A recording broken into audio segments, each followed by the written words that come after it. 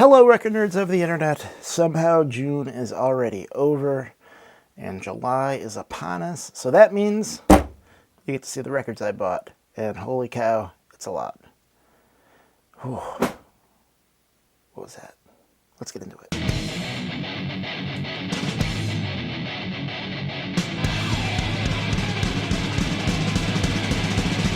Six in the morning. Well, as I promised, this is going to be a very long video. And I'm just going to lean into it. So, deal with it. We will start with Madlib, Shades of Blue. This was the Vinyl Me Please of the month for the hip-hop track, is what I believe they call it that. So I had debated whether or not I wanted to get this, and then obviously I decided to get this, and that's why you get to see it now. This has been out of print for a long time on vinyl. You got the stupid thing. You have, this is embossed here. And then that silvery blue right there.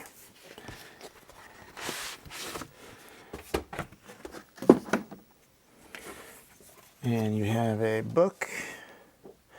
So this record was Madlib basically being given the keys to the kingdom of Blue Note to make any kind of music he wanted with it.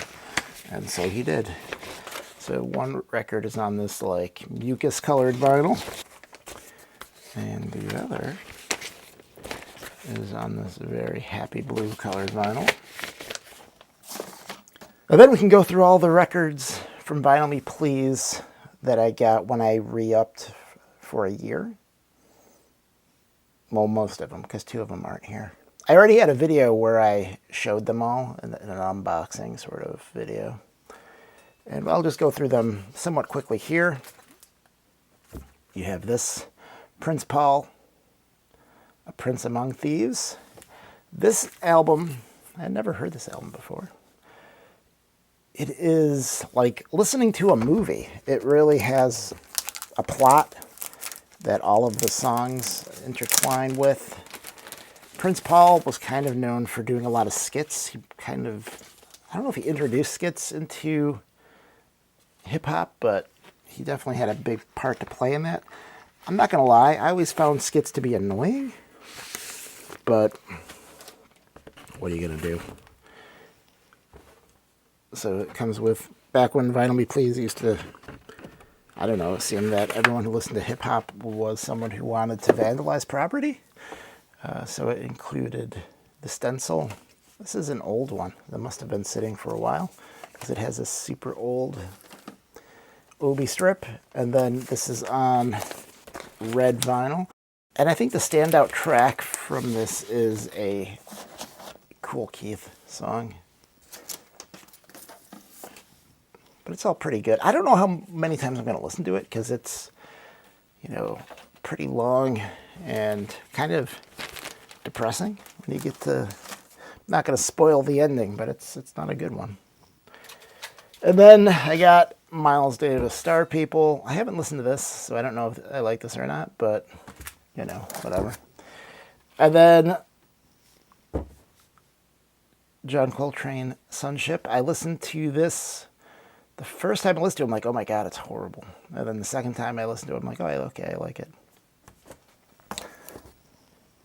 And then, so I had gotten a little weird with some of the picks that I had gotten because there just wasn't enough to pick from that I knew that I liked. So I kind of went out on some limbs.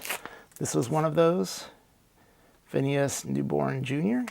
This is actually really good. This is really pleasant piano jazz. I recommend checking it out and picking it up if that's your sort of thing. Another one that I went on a limb with, Yusef Lateef. I thought this was going to be a little bit more free jazzy for some reason. Basically my ignorance of jazz, and it wasn't, and it's very pleasant and easy to listen to. And then this one was the one that I really took a chance on. Gabor Szabo. This is guitar jazz, and this is really good. I would recommend anyone picking this up who is into... You don't even have to be into guitar jazz necessarily, because I don't know that I necessarily am. But this is good. Check that out. And then I also had gotten... What was it? 3/6 Mafia that I gave to my son for doing well on his report card.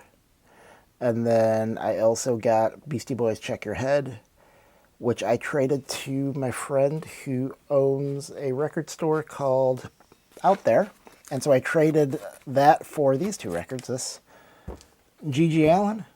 This is before he, was pooping on stage and all that fun stuff. This is, I think, his first record. I mean, if you look at the songs, he's still out there. He's not completely normal at this point. I think I'm going to have a video, or some videos, where I have my wife. I think that'll be fun. And I'm going to make her listen to that and see what she thinks. And then Pillsbury Hardcore. Are you guys into Pillsbury Hardcore? Probably not. Ghosts of Straight Edge Past. So this is their discography. I used to have this. It had a blue cover and it was on like a yellow vinyl. And then I still have that. And I don't know. There's not a lot of copies of this. He did a couple of limited runs of this. What's in here? Holy cow. A whole bunch of stuff. Oh, there's even more stuff.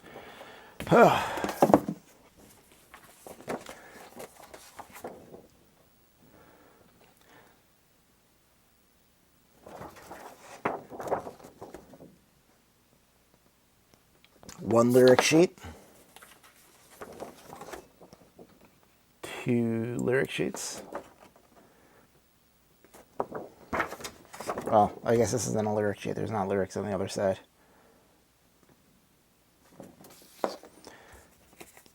Has a sticker.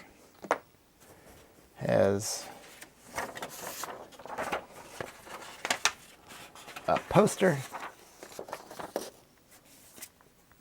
Has another sticker.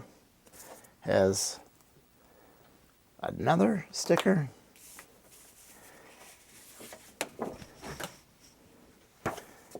Oh, it has a reproduction. This is essentially the cover of the 7-inch that I had a long time ago.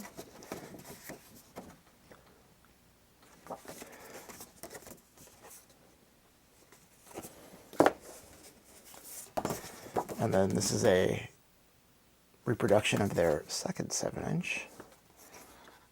Never owned this one. I'm not even sure I knew they had a second 7-inch. And then another lyric sheet. And then something that fell down here. Another sticker. And then it's on this toxic waste colored vinyl. So Pillsbury Hardcore turned into a band called Pissed Happy Children. They were sort of at the beginning of the power violence sort of genre of hardcore. And I thought they were cool. Jared did not like them. He says they sucked. And I said, Jared, I don't care what you think.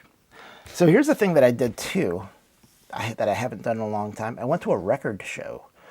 There is a biannual something record show in Buffalo. It's been going on for years. I've been literally attending it since the 90s. And so I went. I hadn't gone in a while. And I decided on whatever day it was, a Saturday or Sunday, to go check it out. And I usually find record shows kind of inane because, like, why? I can just go on eBay or Discogs and find what I'm looking for. But going, I actually had a good time. And I found a lot of records. So let's go through those. So I went to one booth, and I'm flipping through the records, and nothing is marked. And if you ever go to a record show and nothing has a price, that's usually a bad sign. But in this case, it actually turned out to be a pretty good sign. So the first thing I found was the SUBHUMANS record. This is the first pressing of this on Blurg. And so I asked the guy, how much are these records, man? And he was like, just find a bunch of them and I'll give you a price and it'll be fair. I'm like, okay, let's do that. So I grabbed this. And then I found this for my wife, Cyndi Lauper, True Colors.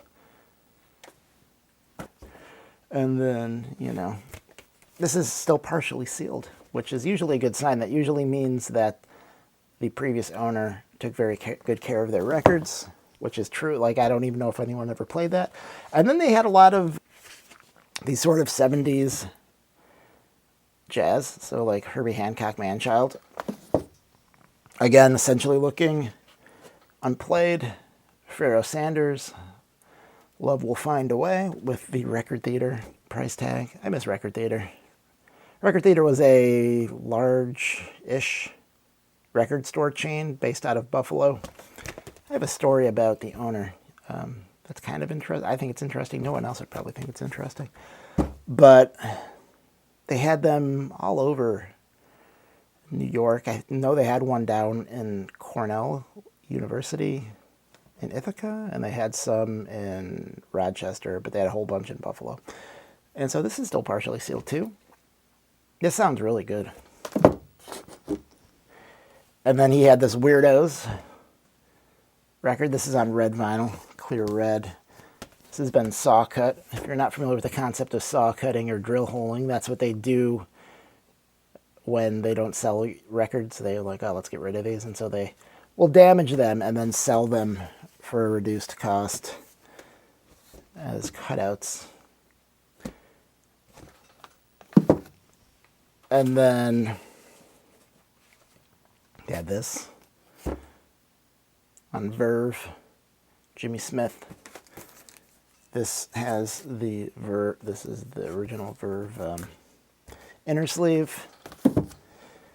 And then Herbie Hancock, Crossings. This is a gatefold.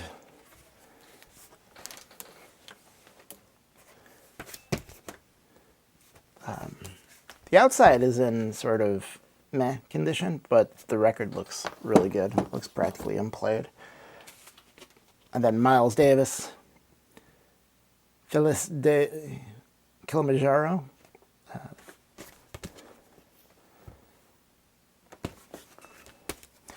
And so that whole stack of records, I'm like, well, how much for this? And we finally settled on a price of $40, which I thought was fantastic. There's also, I got a Michael Jackson Thriller, not in the best of shape, but decent. And I gave that to my son. So I thought he did pretty well there. And then so I was also looking around, and I stumbled across a guy selling records, and I'm like flipping through his records, and I see he had a lot of like punk records and jazz records. And I look at the guy, and I'm like, this guy looks kind of familiar. And it turned out to be the singer guitar player from an emo band called Christie Front Drive.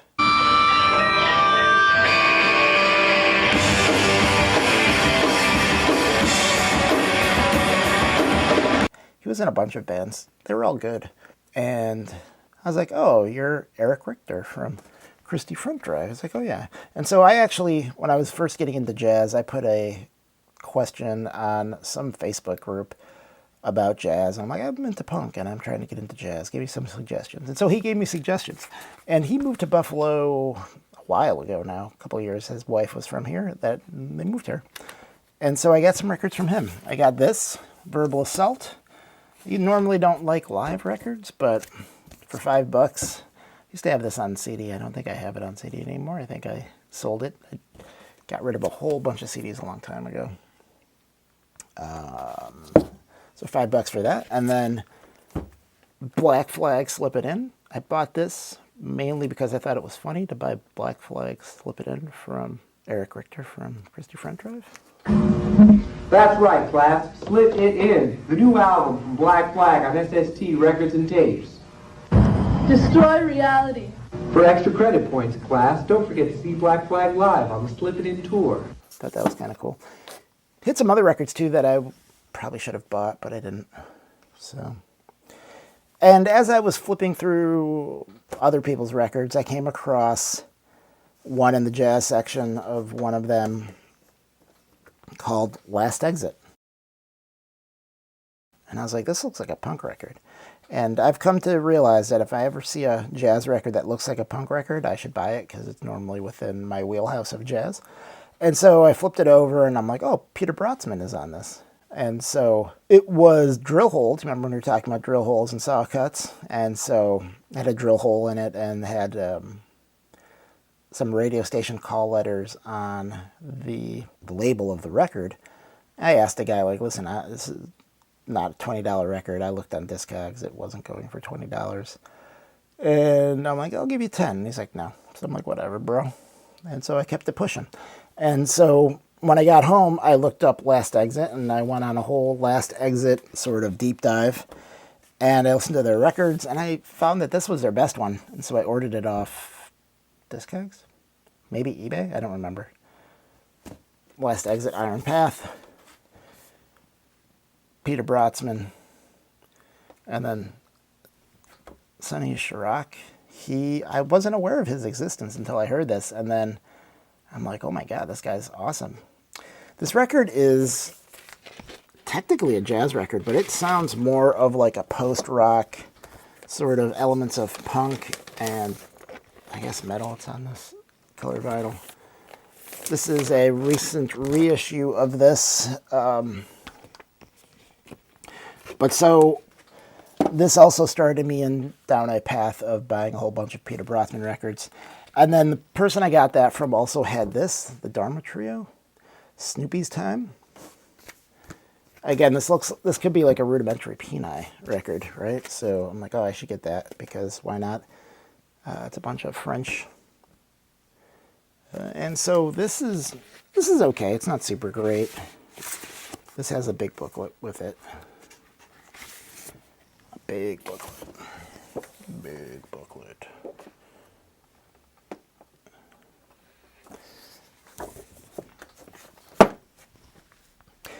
And so I also started looking at Sonny Shrock records, and I listened to a record that Vinyl Me Please had put out that I don't remember the name of.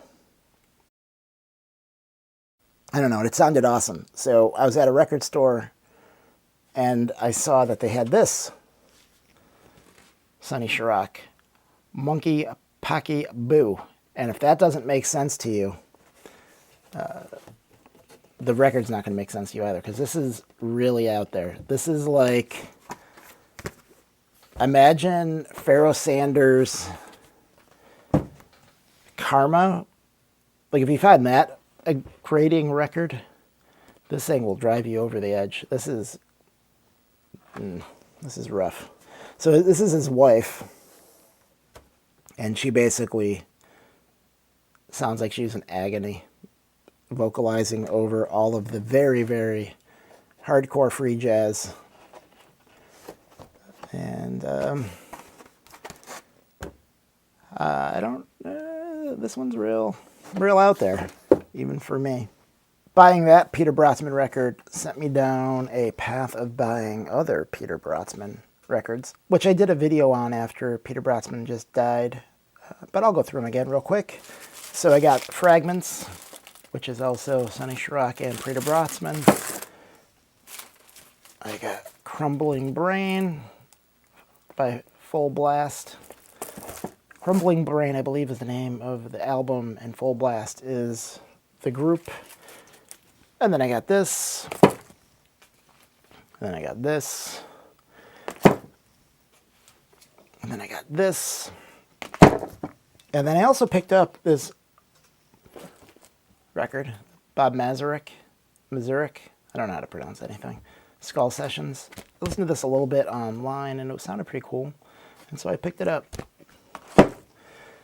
And then I also, unrelated to that order from a record store, I found this on eBay.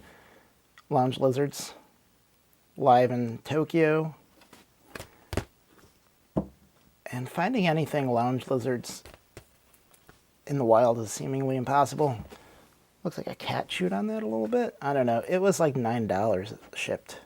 So I thought that was worthy of buying, even though it had some cat damage. And then, so one of the other things about going to a record show was I got to see some pals of mine that I haven't seen in like maybe 15 years since my record store closed. I used to own a record store. And I spent a lot of time talking with those guys. And they were selling records there. And so they're more metal guys than I am. Greg, one of the two, was like, you need to start selling records again.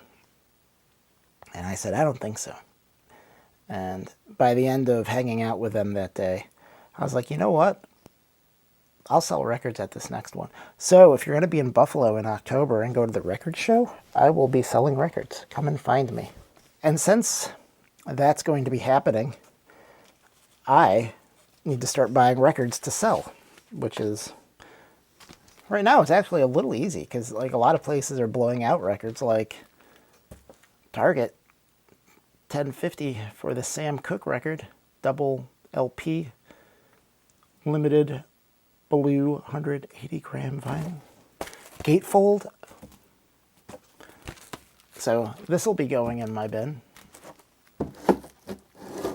You might be able to find that at your local Target. I also picked up this for my wife at Target for $6.29. Janet Jackson #1s on red vinyl. She had a lot of popular songs. Like you think Janet Jackson, you don't think of like all these hits. She had a ton of them. And then so Sounds of Vinyl was doing a free record sale. Basically, you had to pay for shipping, which is they charged an exorbitant amount of shipping, $8, plus then they charged tax on the shipping, which is always a weird flex for a place to do. Like, what are you doing? It's weird. And so I picked up 4 records from them. I picked up this Trail of Dead record, which I might actually just keep because I like them. And this is an okay record. And I got it for $8 plus tax, which again, dumb. And then I picked up this Tone Poet. I've gotten to the point now, like, I would have kept this maybe a month ago, but now I'm like, I have so much jazz to listen to that unless I listen to it and it really kicks me in the butt, I'm not gonna buy it. And so this is good, but it's not really that great where I'm like, yeah, I could sell this and make money off it, so I'd probably rather do that. And then I also got, speaking of Blue Notes, not a Tone Poet, but Time Awaits, the amazing Bud Powell. I listened to it, it's not that amazing. So, saw that. And then the Jam Snap, which I'm not even sure what this is. Is this live? I don't know. It's a double LP with a 7-inch. And since I had ordered from Sounds of Vinyl in the past, or Sound of Vinyl, well, I don't know which one it is. It's one of those two. It's either Sound of Vinyl or Sounds of Vinyl. Maybe that's a difference without a distinction. But anyway, so since I had ordered from them in the past, I had like a free shipping, and so I got one of these for free. They didn't charge me even the $8 shipping, so I literally got free records. And then I went to a record store locally called Black Dots, and I picked up some records. I got this, can't see what it is, $10.99. Can we talk about the price of 7 inches? $10.99 for a 7-inch. I know 7 inches cost a lot of money to make, and you don't really make money off them. So let's stop making them. They're like pennies. Like, yeah, I guess they need to exist, but do they really? So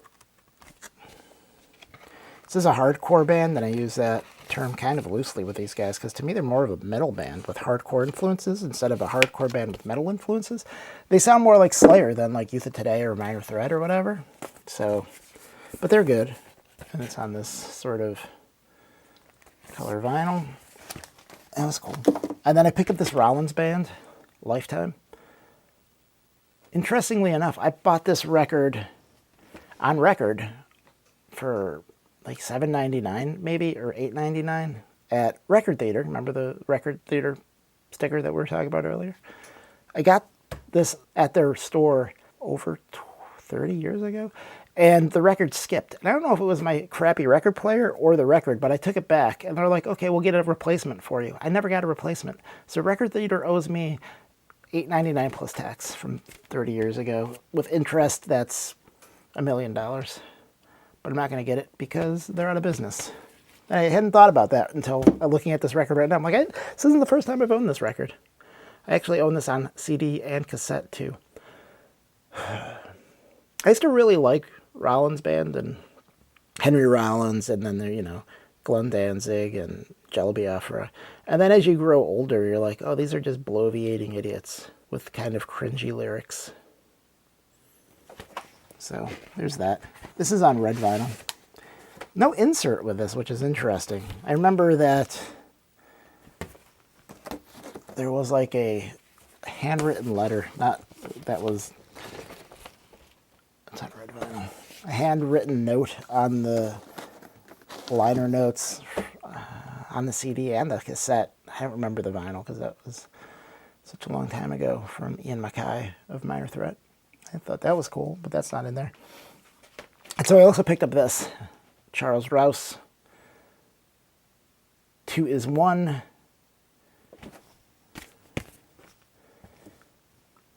They were talking about this on the Jazz Bums live stream, one of them. And so I thought I would check it out. The song Hopscotch, second song on the first side, is awesome. Kind of worth the price of admission alone.